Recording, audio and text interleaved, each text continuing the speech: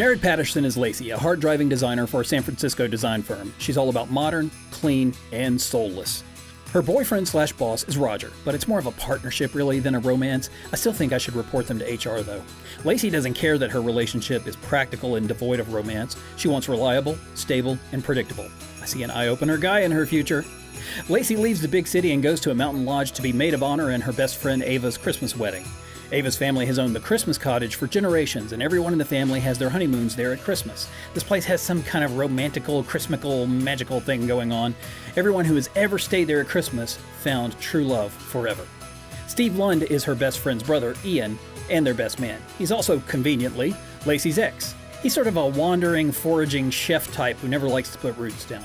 Ava charges Lacey with decorating the cottage for her, and Ian is then charged with making sure Lacey sticks to tradition and keeps all of her wacky modernist sensibilities in check.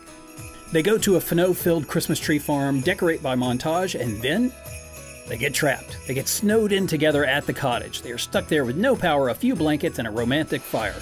They wax nostalgic about the old times and remember why they broke up in the first place. They grow closer in the hallmarkiest of ways, basking in the glow of Christmas lights, listening to public domain Christmas music, going to a Christmas market, making wreaths, and visiting Santa. Then Wrong Guy Roger shows up. Once he does, it's all work, work, work. But Lacey is different now. Her eyes are opened, and she realizes that this guy, well, he kind of sucks. She bails on Wrong Guy Roger to go to the town tree lighting with Ian and the rest of the wedding party. And eventually she dumps him, but somehow still keeps her job, probably because I called HR and gave them a heads up. Anyway, here are our scores.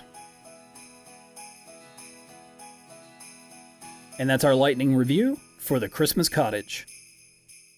To watch another episode of Schmaltzmark, click on the upper left. Or to subscribe to our channel, Wannabe Films, click on the upper right.